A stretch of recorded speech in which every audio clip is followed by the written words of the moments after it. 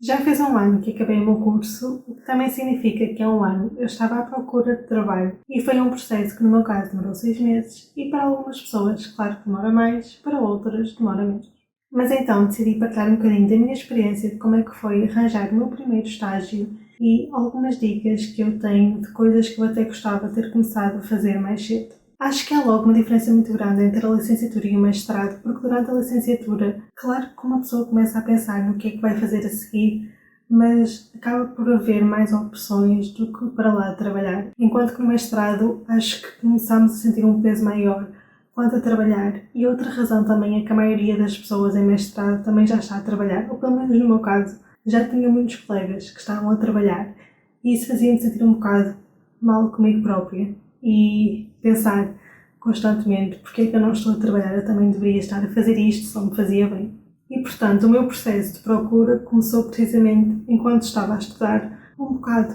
por ter uma vontade de começar a trabalhar, começar a fazer algo na minha área, também de ver tanta gente à minha volta a conciliar estudos e trabalho, e então eu comecei a procurar imensas coisas, a ver posições. Nunca foi assim completamente a sério, porque não era bem o momento ainda ideal para isso, mas como eu já tinha esse desejo em mim, já começava a ver e comecei a mandar algumas candidaturas. Uma coisa que eu me lembro muito bem é que, apesar de praticamente ter sido ignorada em quase tudo, houve um dia em que eu recebi uma chamada por telefone de uma pessoa de recursos humanos de uma empresa, e acho que aqui vem logo a minha dica número 1, que é ter uma tabela, uma base de dados qualquer com todas as informações de todas as candidaturas que fazemos. Porque quando estamos a fazer uma candidatura, achamos que nos vamos lembrar de tudo, que temos tudo bem assente, mas não. Eventualmente chega um ponto em que ficamos perdidos e podemos confundir coisas. E eu, durante essa chamada, eu confundi a empresa que era, então foi um bocado uma entrevista rápida, muito estranha, porque eu estava a responder de forma aberta, mas ao mesmo tempo estava um bocado perdida e não tinha bem a coragem de estar depois já a meio dessa chamada a pedir à pessoa para explicar outra vez tudo. E por isso, eu naquele momento desejava ter uma tabela onde tivesse tudo organizado e podia lá comparar. Outra coisa importante que aconteceu durante essa entrevista foi que eu caí também um bocado mais na realidade de como seria difícil de facto conseguir conciliar mestrado e trabalhar, tendo em conta que eu também não morava numa área onde houvesse muitos empregos na minha área, e então a nível de deslocações e de tudo o que isso envolvia seria praticamente impossível para mim. Mas depois é claro que com o aproximar do fim, já naquela fase da tese, aqui foi quando comecei mesmo a mandar candidaturas mais a sério, um bocado de maior volume, que também não é necessariamente o mais recomendado. E eu nesta fase nem estava a ser demasiado esquisita com as coisas. Eu estava a tentar que fosse na minha área, obviamente era isso que eu queria, mas não estava a mandar só para aquelas vagas de sonho, por assim dizer. E entretanto acabei o curso e ainda não tinha nada. Isto era um bocado frustrante, porque quando chegamos a esta fase em que já não estamos a fazer nada, é um bocado horrível o peso na consciência de não estamos a ser úteis e começamos a achar que nunca vamos arranjar alguma coisa. Algo que eu também acho que é muito importante em todo o processo de pesquisa de procura de trabalho é fazer uma pequena reflexão sobre as nossas condições e os nossos próprios limites. E agora, falando do meu caso pessoal, as minhas condições era basicamente que eu tinha a oportunidade de estar a viver com os meus pais e não tinha literalmente nenhuma despesa. Por isso, eu meio que me podia dar ao luxo de não ter de arranjar um trabalho urgentemente, porque sabia sempre que ia sobreviver e que ia estar bem e que tinha ali alguém que me podia sustentar no fundo. Mas depois, a contrabalançar isto, era a questão de eu não moro no meio grande, logo não tinha propriamente ofertas dentro da minha área, e mesmo que eu quisesse outra coisa fora da área, era um bocado impossível conseguir isso sem, por exemplo, ter um carro ou ter uma forma de me deslocar, porque acabo mesmo por estar isolada da maioria das coisas, mesmo para trabalhos fora da minha área. Por isso, mesmo arranjar isso envolveria uma certa logística. Mas pronto, mesmo tendo isto em mente, eu tinha a sorte que eu tinha a noção um bocado de esperar o tempo que fosse necessário para conseguir arranjar algo. Mas depois, terceira dica vem aqui, que é um bocado de estabelecer prazos comigo próprio. Eu percebi que estar a candidatar-me a tudo e mais alguma coisa não era propriamente a melhor solução. Então eu teria de ser mais intencional com todas as minhas candidaturas e coisas só que eu queria mesmo muito, ou quando eu ligava eu sentia, sim, isto é para mim, eu seria a pessoa indicada, E arranjei também um processo muito melhor de ter as coisas, por exemplo, um currículo que eu conseguia facilmente adaptar a todas as vagas, mesmo assim em detalhes às vezes muito pequenininhos, só como pôr um título com o nome da experiência ou esse tipo de coisas, porque eu é claro que nunca mandava currículos que não eram adequados à vaga, mas acho que um bocadinho nada mais além, fazer um bocadinho mais de personalização pode depois acabar por ser melhor. E também criei meio que o meu próprio template de cartas de motivação. E assim, sempre que eu precisava de algo, tinha ali um bocado da base que eu depois conseguia desconstruir e montar consoante a vaga que era e depois também adaptar, em vez de ficar sempre à rasca a tentar fazer algo do zero a cada nova vaga que aparecia. Mas basicamente, depois o mais importante desta fase foi que eu meio que estabeleci limites do género, ok, eu agora vou ser muito intencional em todas as candidaturas que faço e eu vou ser assim até ao final do ano. Se eu até ao final do ano não arranjar nada, vou deixar de ser tão intencional e se calhar vou começar a procurar coisas que não sejam a 100% o que eu quero, mas no fundo comecei a estabelecer um bocado estes prazos para mim própria e enquanto eu fazia isto, também comecei a fazer algo que era compilar listas de empresas e sítios onde eu achava que gostaria de trabalhar e que não tinham vagas abertas para mim, mas que eu me imaginava a conseguir trabalhar naqueles sítios. Então acabei com um bocado uma lista que me ajudou também a entender melhor o que é que eu própria queria e procurava, o tipo de competências que se calhar eu deveria trabalhar mais e depois também a minha ideia era numa fase futura começar mesmo a mandar candidaturas, às vezes mais abertas, para esses sítios, que às vezes acontece, depende dos sítios, que eles têm mesmo uma candidatura aberta, sem ser específica para certas vagas ou não. Então eu basicamente comecei a fazer isso também. Outra coisa importante sobre a minha experiência é que a ideia de ir para o estrangeiro também não me desagradava, era algo que na verdade eu até achava alguma piada a conseguir e por isso também acabei a candidatar-me a alguns estágios que eram fora de Portugal. E basicamente eu acabei o curso, acho que defendi a tese em julho, só tive o diploma depois, acho que início de setembro e por volta de setembro, início de outubro, claro que não tive muitas respostas, mas tive uma entrevista para um estágio no estrangeiro e tive uma entrevista para uma oportunidade de trabalho em Portugal. E as duas coisas correram bem. E eu acho que algo que me marcou da experiência das entrevistas, no meu caso, foi que é menos complicado do que aquilo que eu acho na minha mente. Mas pronto, depois passou-se algum tempo, nunca mais ouvi nada, até que, entretanto, fui chamada para depois uma entrevista presencial nesse sítio em Portugal e a entrevista em si acho que correu bem, mas depois no momento em que eu saí, eu comecei a pensar e a notar em muitas red flags de coisas que me foram perguntadas e começou um bocado este dilema em mim que era, e se me aceitarem, será que eu aceito vir para aqui? Será que é isso que eu quero? E eu ainda nem sabia a resposta, mas estava com este dilema já em mim. E com isto passou-se 1 ou 2 semanas e tive o telefonema que foi aceite nessa oportunidade de trabalho em Portugal. E eu rejeitei. Eu devo dizer que foi algo um bocado complicado, porque nesta fase já estava há meses à procura de alguma coisa e eu rejeitei algo que na verdade até era um sítio que teoricamente seria muito bom para mim, se calhar para o meu currículo e até algo que eu acho que gostaria, mas certas coisas que eu senti na entrevista fizeram-me perceber que se calhar apesar de tudo teoricamente ser tão bonito, na prática eu não ia sentir-me bem a trabalhar ali, mas foi mesmo muito complicado passar meses, conseguir algo e rejeitar. E lá está, tinha a sorte de ter o apoio dos meus pais e um bocado poder dar-me ao luxo de rejeitar algo, mas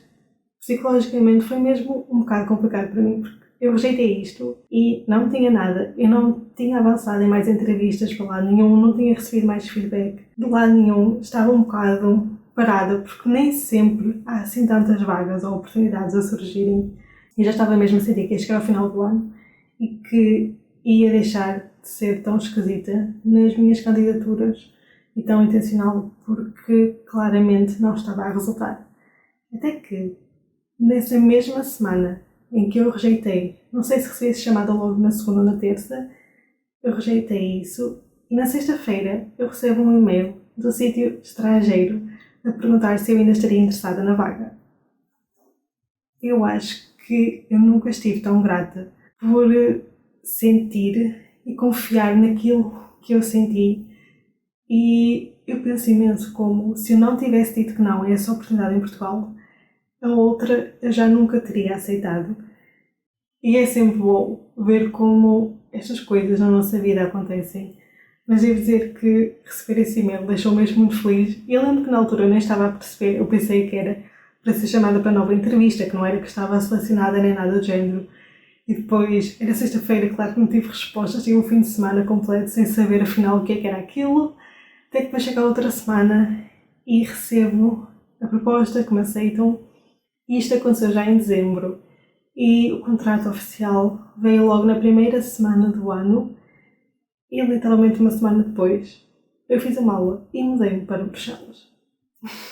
E agora que já passou um ano, que eu já concluí esse estágio e fiquei agora aqui a trabalhar mais tempo, é um bocado engraçado olhar, porque há um ano atrás eu estava num período em que eu achava mesmo que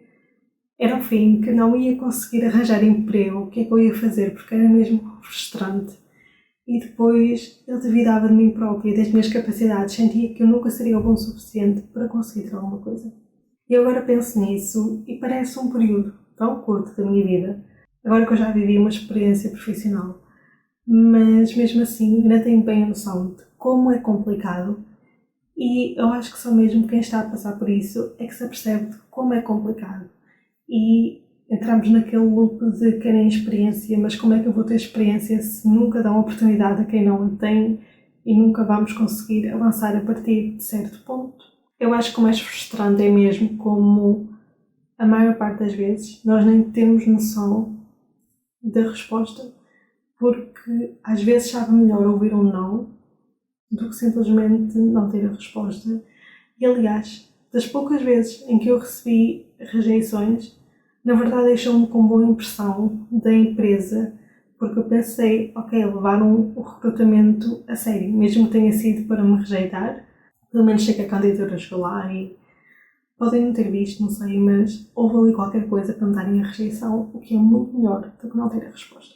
Portanto, agora que já partilhei a minha experiência pessoal, queria só fazer um recap então de quais é que são as minhas maiores dicas para quem está neste momento, no momento em que eu estava um ano atrás, a achar que nunca na vida ia conseguir arranjar um emprego. A primeira é ter então uma tabela, qualquer coisa, com todas as informações de todas as vagas a que se querem candidatar e que se estão a candidatar, onde conseguem meter o processo em que a vaga está, se não tiveram resposta, se passaram para outra fase, estão em entrevista, se foram rejeitados, tudo isso, meter as datas em que as coisas acontecem, meter o tipo de coisas que também se meteram na candidatura, pormenores da vaga para se relembrarem mais facilmente do que era, todos esses detalhes básicos. Também acho super útil fazer aquilo que eu mencionei de coisas a quais se gostariam de candidatar para terem ali à mão, para depois mais tarde mandarem candidaturas para sítios que se calhar têm só uma vaga aberta ou que não estão com nada aberto, e também um bocado para ajudar a perceber-vos o que é que gostam mesmo ou não. Algo interessante também é ver o percurso das outras pessoas. Algo que eu me tenho percebido muito é que nem toda a gente tem assim percursos tão lineares como eu acho na minha cabeça, e eu acho que tenho sempre uma ideia muito mais complicada do mundo e da vida profissional das pessoas, quando na verdade as coisas são mais simples e simplesmente acontecem. Obviamente isto dependendo da área, mas para coisas mais criativas ter um portfólio pode ser muito bom, porque às vezes pedem exemplos de coisas que já fizeram, ou nem tem de ser propriamente mostrarem, mas simplesmente serem capazes de falar de coisas que sabem fazer. Por isso, terem um bocado à mão um sítio com esse tipo de coisa é sempre muito bom. E eu sei que é chato, às vezes, criar um portfólio quando não temos propriamente coisas reais, mas na verdade há muitas formas de inventarmos trabalhos para fazermos e também pegarem coisas que fizemos na faculdade e que também podemos usar aí, porque na verdade estamos numa fase inicial e também não é correto às vezes certas expectativas que metem em pessoas que acabaram de sair da faculdade. Para o currículo, eu cada vez sou mais fã daquele currículo quase americano que é super simples, straightforward, sem grandes designs. Eu já tive uma fase em que eu adorava coisas com aquele design típico do Canva, mais bonitinho, mas agora prefiro algo muito mais simples, só porque eu acho que é mais fácil de ler a informação e porque eu acho que também é muito mais fácil depois adaptar consoante todas as vagas. E então é muito mais simples ter algo super básico e que vocês adaptam para literalmente todas as vagas a que se candidatam. Algo que me apanhou de surpresa e se calhar pode ser super óbvio para outras pessoas, mas são testes de lógica e raciocínio. Eu fiz várias candidaturas onde tive de fazer esse tipo de testes e é super complicado. E eu nunca na vida pensei que ia ter de fazer esse tipo de testes para me candidatar a alguns sítios. E isso acontece especialmente às vezes em empresas maiores. Mas também é super irritante, porque é logo naqueles momentos em que vocês mandam a candidatura, aquilo é automático vocês fazerem isso. E a verdade acaba por ser um bocado de desperdício de tempo para certas situações. Mas podem sempre aproveitar tempos livres quando estão à procura de trabalho para começarem a treinar nesse tipo de coisas, porque podem ter de fazer. E acho que a maior dica de todas é, como eu falei, terem a noção de que todos temos situações pessoais de vida diferentes e consoante isso então avaliar qual é que é a nossa prioridade, se nos podemos dar ao luxo de esperar algum tempo e procurar algo que seja assim um match muito bom com o que nós queremos, ou se temos de aceitar que se calhar durante uns tempos vamos ter de fazer outra coisa.